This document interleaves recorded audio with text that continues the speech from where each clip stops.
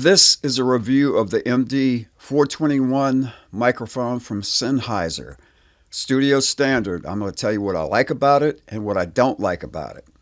I'll start with what I don't like about it, and there's really only two things. Technically, just one thing that I don't like about this mic, and that's this clip. It's a nefarious clip, man. Everybody that owns this mic for any length of time will tell you that it's kind of the Achilles heel, if there is one, of this particular microphone. It has zero to do with how it sounds, but it is an issue because I've thank God for wires, high quality cables, because I've actually accidentally touched this clip on a mic stand and had the mic drop into my hand, thank God. But so this is a little issue with this particular microphone, but you can buy shock mounts, which will prevent you from having to use this clip. I'm just very cautious nowadays when I use my 421s. I have three of them, and with these clips.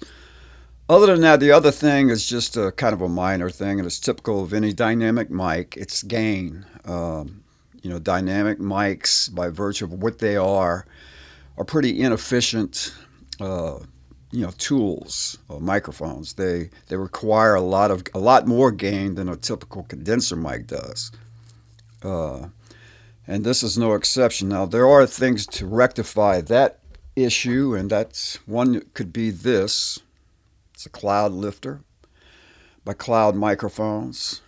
What this is it's actually an amplifier, attenuator, or whatever you want to call it. Activator is what they call it. It's a gain boost for dynamic mics. The Cloud Lifter, in this case, is about 25 dB of extra gain. And the way it works is you plug it in between the microphone and the mic preamp. You apply 48 volts, and it gives you automatically 25 dB or so of clean gain, which will, in certain cases, can be a lifesaver with a microphone like this, because, and there are competitive products, maybe I said that, but I happen to purchase one of these, and I do use it, especially if I'm doing voices or vocals with this microphone. Sources that don't have a lot of sound pressure, like quiet vocals, maybe jazz kind of stuff. I'll use the Cloud Lifter on that so that I don't have to drive the mic preamp as hard. The issue could be with a microphone like this, and it's going to be the same with an SM7B by Shure or Electro Voice RE20. They're all the same basic issue. They're low gain microphones, and you're going to have to crank the microphone preamp to adjust for that, to get a proper level. And depending on the mic preamp, that could be an issue. So you could inject some noise into your recording by cranking the mic gain too high. And if it's a noisy preamp, there you go. So they make things like this Cloud Lifter, and there are other ones to rectify that. Everything else about this mic, I love. I love how it sounds. You can hear it now. And so you'll know I'm going directly into this microphone, into a warm audio mic preamp, a WA-TB12 Tone Beast. I have it set to the clean setting. It's basically two microphone preamps in one. It's got a vintage setting, a whole different circuit, then a clean setting, which is a whole different circuit. So it literally is two mic preamps in one. I have it set to clean in this case. The only difference would be just the op amps. One is a little more vintage sounding, it may overdrive or go into clipping sooner. I'm not sure how that works, but I'm not crazy about having a mic clip unless I absolutely have that, want that to happen. And typically you don't want that to happen. So I love how it sounds on voices, on vocals. It's not exactly my go-to vocal mic. I have a bunch of large diaphragm condenser mics that I use. But, if I'm looking for something that's, got a little character, I'll typically go with this microphone on vocals. And I've done it a lot. I've done it quite a lot. And I'm real happy with the results on vocals and voices. the microphones that are in this class, SM7B and the Electro Voice RE20, which get used a lot, especially by DJs, radio DJs, and nowadays podcasters, and even on TV shows, you see RE20s or you see SM7Bs. You don't see this mic nearly as much, but it does get used in situations like that. It's just as clean as a RE20, just as nice as a SM7B, and it's about the same price. So those two typically get chosen first, maybe for those type of applications like podcasts or voiceover kind of stuff.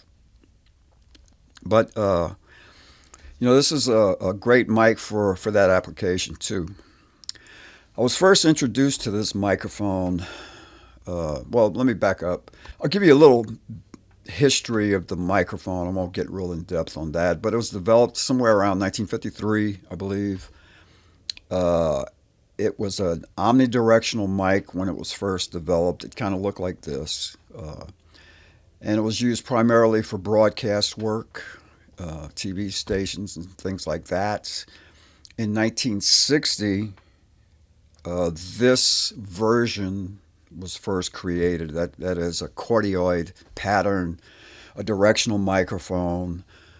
I'm not sure how long ago this switch got put on here, but I'll tell you about this little switch right here in a second. But in 1960, this became a cardioid microphone, and from that moment, it's just been a studio standard from 1960 to today.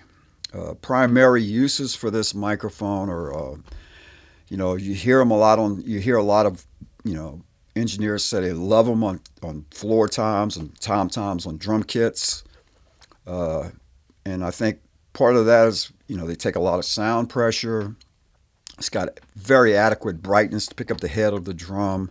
It's got great low end to pick up the bottom of the drum. So it's a great tom mic. I've seen them used on snares. They're slightly bulky, maybe for a snare drum, but they work beautifully on snare drums. Acoustic guitar.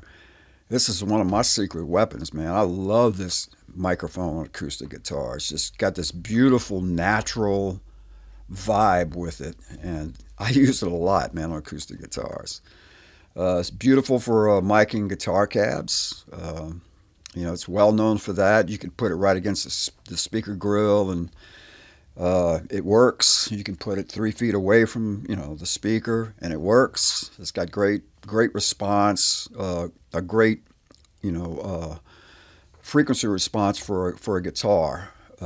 It breaks out the bright stuff on a guitar amp, which could be a little issue. A lot of times these get used in combination with ribbon mics. So the ribbon mics are pretty dark, so you bring in a mic like this, which is brighter, and you kind of blend those two tones, and you get a nice, rich, fat guitar sound with that. Other things, I think I covered it all, but this is a general purpose microphone. Every major studio in the world has these microphones, and there's a good reason why they have these microphones, because they work. They're very robust. They can take some abuse. They have taken some abuse. I've owned 4 of them in my life. I bought my first one in 1982. But what turned me on to this mic in the beginning was in 1970. I went to a concert at a venue in New Orleans called The Warehouse. It was a very popular venue for concerts. And the band, the group, the band called The Band, did a show there, did a concert there in 1970. As I recall, it's like a Sunday. And I wasn't very familiar with those guys at that time. I'd heard 1 or 2 songs, but I didn't really know a lot about them. But when I showed up at the gig, at the concert, I looked at the stage, and it was atypical for the time, because they had very small amps. And if anybody went through that period of time, 1970, the post Woodstock era, concerts were rock, and they had Marshall stacks or multiple Marshall stacks. So typically the stage was giant guitar amplifier, bass amplifiers, and a big PA. But in this case, there were like very small amps, like deluxe reverbs, maybe, and then MD421s on everything. And I'm talking about the vocals, the drums, the Leslie, the piano, acoustic piano, the guitar cab, the bass cabinet. Everything was MD421s. So, I thought to myself, either this is going to, two things are going to happen for this concert. Either it's going to totally suck or it's going to be completely awesome.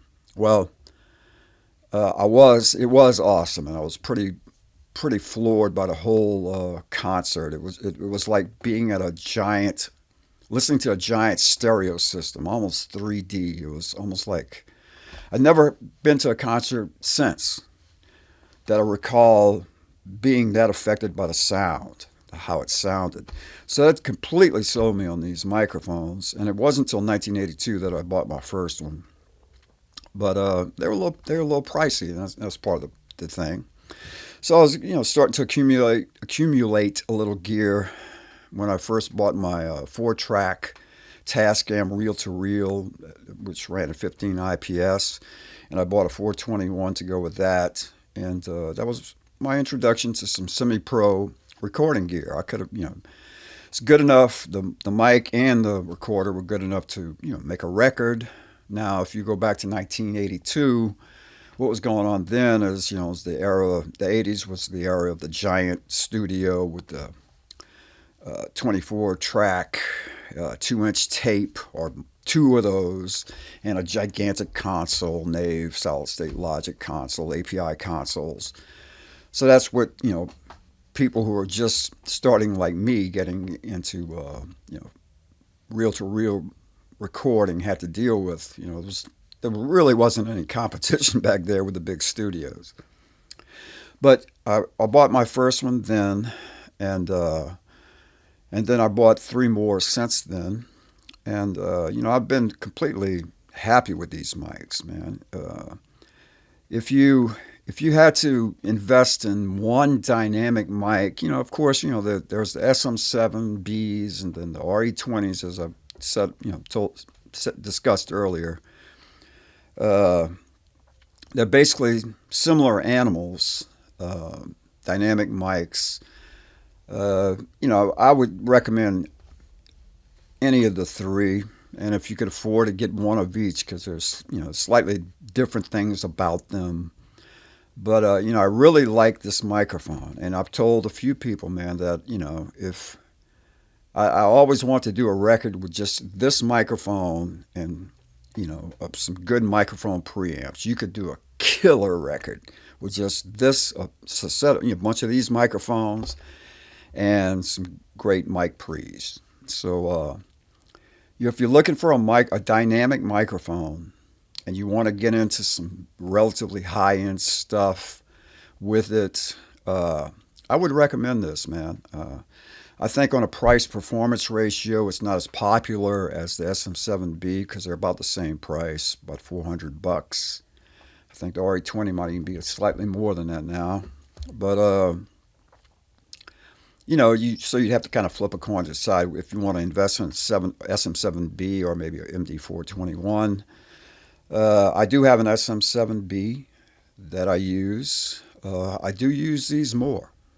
But again, it's just kind of a preference for me because I'm pretty enamored with the microphone. So again, this is an MD421. I would highly recommend it. You can't go wrong. It works on any source. It works well on any source. It's tried and true. You literally could make a great record with just these microphones. You don't have to get anything else. It's plenty good enough for that. So that speaks volumes about the quality of the microphone. And I'm sure you can hear now that, it is a nice quality microphone. The voice comes through nicely on this. And the specifics on where I am with this is I'm about this far away, a little less than a foot away from it. And for me, that's kind of the magic spot for a microphone like this. I think they were almost even designed to be used like this. I said I'd get into the switch, and I'll talk about that here in a second. But, Like any cardioid microphone, if you move in, I'll do this slowly and quietly, but if you move in, you can hear the proximity effect start to take place by getting closer to the mic. Now I'm speaking a lot softer. But so you can use it as a tool like that. If you're looking for some intimacy in a recording, like you want to get in touch with your Barry White, you can move in, things like that. Uh, but I find the best position for a microphone like this for voice is about in this area because that's where you get the clarity. You get enough body, but you get a lot of clarity like this. So, and getting to the switch, there's a switch right here. It says M on it in one position, and you go to the other position, clicks. I think it's 5 clicks. There's an S. All it is a bass roll-off switch. The M is for music, I believe, and the S is for speech. By rolling off to S, you lose some of the bottom end, so you probably would want to get a little more into the microphone for that reason. If you do use that switch, I don't. I keep this set to M, that is the full frequency response, especially on the low end. And I just use the distance from the mic to control how much bottom end I want. So if I want a little more bottom end, I'll move in. But if if I typically want just a nice clean recording, I'll stay about this area. Maybe put a compressor on a microphone. Why not? Especially if you've got a vocalist who can get loud quick and doesn't really have great mic technique, might not move around much. But this microphone will do everything. So that's the explanation of the switch right there. I keep mine to full frequency response. So I think I've covered everything about this microphone that I want to cover. Again, man, if I was buying one dynamic microphone, personally, I think I would start, if I had to start all over again, I think I would start with this mic rather than an SM7B or an RE20. They make a 441, which is a upgraded version of a dynamic mic from Sennheiser, but it's about $1,000. So it's another animal. But could be one of the more high-end dynamic microphones built. But can't go wrong with this microphone. So Pershing Wells here, Digital Sacalait Productions down here in South Louisiana. Please subscribe to the channel if you feel moved, and click the bell icon down there, or down there, wherever it is. I think it's down here. And subscribe to the channel, man. That's how, this content's meant for YouTube.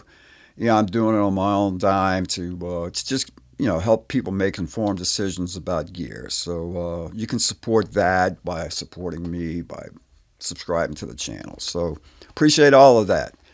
Pershing Wells, Digital Sacalait Productions, thanks, and make it a great day.